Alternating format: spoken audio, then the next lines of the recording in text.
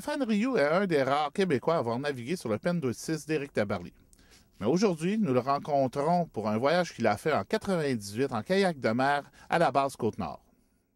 Bon, Stéphane Rioux, comment ça va? Ça va bien? Oui. Ça va bien.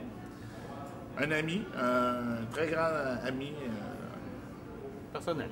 personnel. Oui, On fait plein de personnel. choses ensemble. Stéphane Rioux, qui suis-je? Oh, qui suis-je? Ben, je me décrirais comme un passionné du plein air, puis un solitaire qui aime bien l'aventure.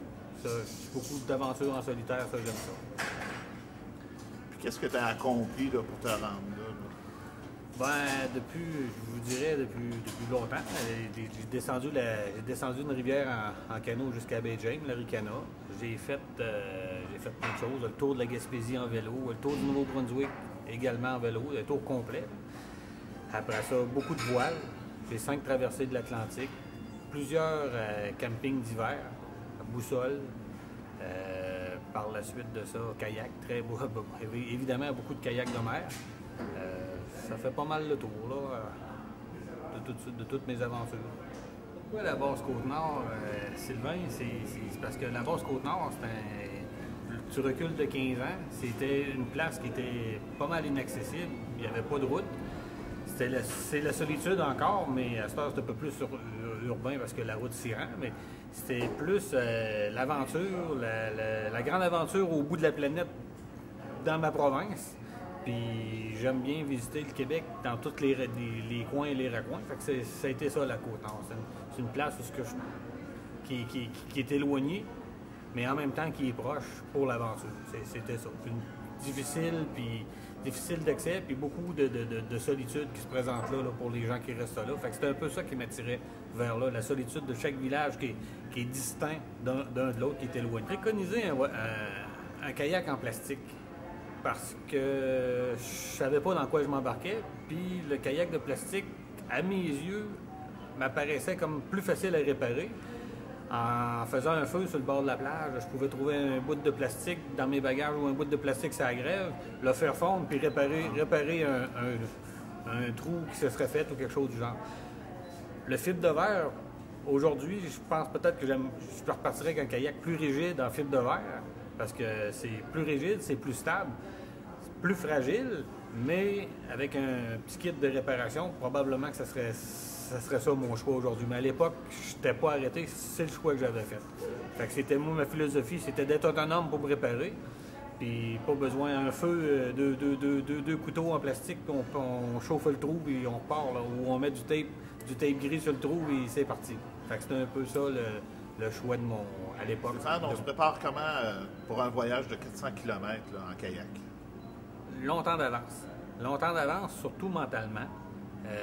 On se prépare à affronter qu'est-ce qu'on s'imagine qu'on n'affrontera jamais finalement. Les tempêtes, se perdre, je sais pas. On s'imagine tout le temps trop d'affaires avant de partir. Puis quand on rêve d'aller une place longtemps d'avance, on se documente, mais tu sais, on a toujours des affaires qu'on ne sait pas. Moi, ma préparation, là, ça a été beaucoup une préparation physique, puis une préparation en eau froide. Parce que ma plus grosse peur, c'était ça. C'était pas de rencontrer un ours ou autre chose du genre, c'était vraiment l'eau froide. Fait qu'au printemps, avant le départ de cette année-là, au printemps, quand il restait encore des glaces sur le fleuve, j'ai rempli mon kayak plus chargé que mon voyage. Okay. Autrement dit, je l'ai mis overload. Pour surcharger, pour dire un mot français, je l'ai surchargé. J'ai été dans l'eau sur le fleuve, au travers des glaces, dans une douzaine de pieds d'eau. Puis j'ai pas esquimoté, ça, je suis pas capable de le faire. J'ai abandonné mon kayak, j'ai chaviré plusieurs fois. J'ai dessalé, comme on dit, j'ai chaviré. J'ai récupéré mon kayak, j'ai rembarqué dans mon kayak. Je l'ai fait en premier dans des conditions où la mer était calme, puis dans pas beaucoup d'eau avec mon frère qui était sur le bord du fleuve pour être capable, s'il arrivait de quoi, de venir me chercher ou de me lancer quelque chose. Et par la suite, je l'ai fait dans des conditions de vagues de 3 à 4 pieds, dans lesquelles que je pensais d'être capable de bien naviguer, puis j'ai bien navigué là-dedans, mais des chavirages et des récupérations. De faire du kayak, c'est tel que tel, Mais quand ça va mal, c'est d'être capable de survivre. Puis c'est vers la survie que je m'en allais. Fait que c'est ça que je pensais. Puis ça m'a amené à plus loin dans mon voyage à être bien préparé, puis je l'étais. Fait que la condition physique qui est venue avec ça, ça a été beaucoup de kayak. Dans l'hiver, ça a été beaucoup de vélos stationnaires. Au printemps et avant mon départ, ça a été beaucoup de kayak pour que les muscles, surtout les muscles qui allaient être sollicités, allaient être prêts à affronter ce voyage-là. Dans ma préparation, j'ai pas négligé la sécurité. Moi, j'ai toujours été sécuritaire dans les affaires que j'ai faites. Comme je disais, dans le temps que j'ai fait ça, là, il y a plusieurs années, il y avait les GPS, ça commençait à exister, mais moi, je suis parti avec une boussole, des cartes. Je maîtrise très bien la topographie, ces choses-là, la boussole. Il faut être capable de se replacer sur une carte puis de naviguer, puis d'être capable d'affronter le brouillard. C'est surtout ça aussi, c'est à Basse-Côte-Nord que j'étais au courant parce que j'ai lu des livres marins là-dessus, puis je me disais, bon, là, le brouillard, beaucoup de brouillard.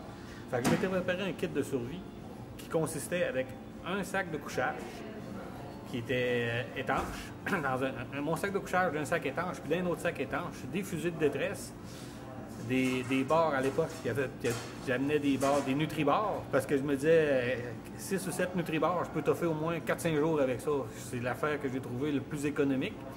C'est sûr qu'aujourd'hui, de la bouffe d'armée, de la bouffe aujourd'hui, c'est le fun de faire du plein air, mais tu recules dans ces années-là.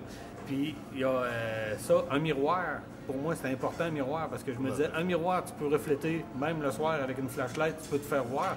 J'avais une lampe de poche, pas de flashlight, mais une lampe de poche, des allumettes, puis une chandelle, dans un sac que je gardais derrière mon kayak, derrière moi, sur mon kayak, et non dans mon kayak.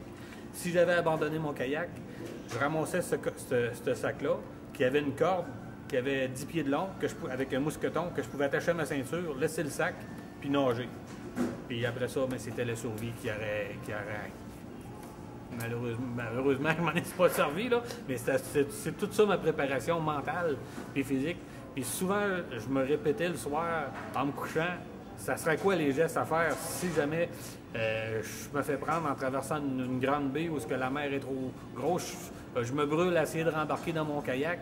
Même si je m'accroche après pendant des heures, il n'y a personne qui va venir, il n'y a personne là-bas. Fait que j'avais pas de moyen de communication, j'avais rien. C'était surtout ça.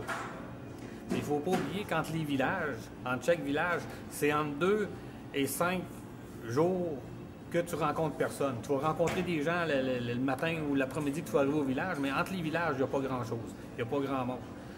Fait que ça m'a obligé dans ma préparation à penser à l'eau potable. Parce que l'eau salée qui est là-bas, on ne peut pas l'avoir. Fait que l'eau pour faire la nourriture puis l'eau potable, je m'étais acheté un filtre pour filtrer l'eau quand j'allais trouver des ruisseaux ou des trous d'eau, parce que je m'étais acheté vraiment un bon petit kit pour ça. Il y a de l'eau partout, sauf encore une fois, il faut regarder les cartes comme du monde puis savoir, pour ne pas rallonger sa route pour aller chercher de l'eau dans une rivière ou dans un ruisseau, en gardant toujours la destination, ce qu'on veut aller. Parce que c'est pas long de faire un détour de 4-5 km juste pour aller chercher de l'eau. Puis de l'eau, on ne peut pas entraîner en quantité industrielle. Fait que si à chaque jour, tu te trompes, tu te rallonges de 6 à 8 km pour faire 20 minutes de pompage d'eau, moi, je me traînais toujours 2 fois 4 litres d'eau. C'était 4 litres, c'était 8 litres d'eau, 2 fois 4 litres, des pintes en plastique que je mettais en arrière de mon pack-sac, de mon siège, je veux dire. Puis une bouteille d'1 litre, qui, elle, faisait partie de ma survie, que je changeais souvent. Ça veut dire que j'avais toujours 1 litre d'eau qui était dans mon sac. Si jamais je chavirais, au moins j'arrivais au bar, j'avais de l'eau douce pour boire. Puis quand j'avais plus d'eau, il me restait toujours mon litre. Fait que je pouvais arrêter dans la journée, boire un peu d'eau, puis continuer à analyser ma carte, savoir à quel endroit que j'allais arrêter. Naturellement, toutes les rivières, je les avais marquées sur une carte, qui était une carte nautique, puis une carte topographique que j'avais transféré mes informations sur une carte nautique. À ça, en sécurité, j'avais amené 2 pagaies. Une pagaie plus grande, qui se démangent toutes les deux, avec une pagaie plus grande, des pales plus grandes, dans lesquelles que je commençais ma journée avec parce que j'étais en forme.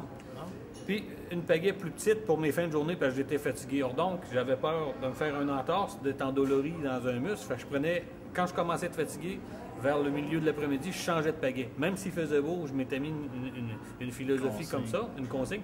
Ça me ralentissait peut-être un peu, mais j'arrivais pas à brûler au site de campage, parce que c'est pas du camping, c'est du campage. Ça, c'est l'autre problème. Le campage, il n'y a pas de site, il n'y a pas rien d'aménagé. C'est toujours sur le bord de la grève à quelque part. C'est toujours sur de la roche. Les endroits abrités sont difficiles à trouver. C'était difficile de trouver une bonne grosse beaucoup d'arbres ensemble ou c'est proche de l'eau. Sinon, c'était tout le temps loin. Il fallait que je tire mon kayak ou que je vide mon kayak, que je déménage tout mon stock, que je déménage le kayak, que je monte ma tente. Fait que j'essayais toujours de trouver un site sur une pointe qui était plus souvent qu'autrement face aux intempéries, au vent ou à l'appui. Sauf que je ne m'épuisais pas à aller porter mon stock à 500 mètres de la rive. Pour me faciliter la tâche, je m'étais amené des rouleaux de piscine qu'on appelle des spaghettis. Là, des spaghettis. Je n'avais coupé deux en deux, ça me faisait quatre rouleaux. Fait que quand j'arrivais sur une plage, je mettais les rouleaux à terre, puis je tirais mon kayak. Parce que le kayak... Faisait combien? Et ça, le poids, je peux pas te dire exactement, mais la nourriture, puis le kayak, puis la sécurité, c'était facilement avec la tente, tout, ça va facilement 150 livres, là, à part le kayak, qui en pesait 55 à l'époque. Fait que là, tu te trouves quasiment presque à 200 livres, mais tu sais, tu peux pas le prendre, tu peux pas le lever. Puis l'autre affaire qu'il faut que tu penses, c'est que même si tu te blesses, il n'y a personne qui va te frotter à l'antiflogestine. Fait qu'il faut pas que tu te fasses d'entorse, c'est toi-même. Fait que ça, au printemps, je m'étais aperçu que quand j'allais sur la grève, que je chargeais mon kayak, j'essayais de le soulever pour sortir de l'eau, ça ne marchait pas. Donc, je me suis dit, ils ont bâti des pyramides, on va en faire pareil. Fait qu'on a mis ces petits rouleaux-là, puis ces petits rouleaux-là, on sait que ça flotte. Fait que ça supportait mon kayak si jamais, encore une fois, j'aurais chaviré, il aurait flotté un peu plus haut sur l'eau. Ça m'aurait peut-être plus permis de me monter dessus, de me reposer, peut-être avant de l'abandonner ou quelque chose comme ça. C'était ça la chose.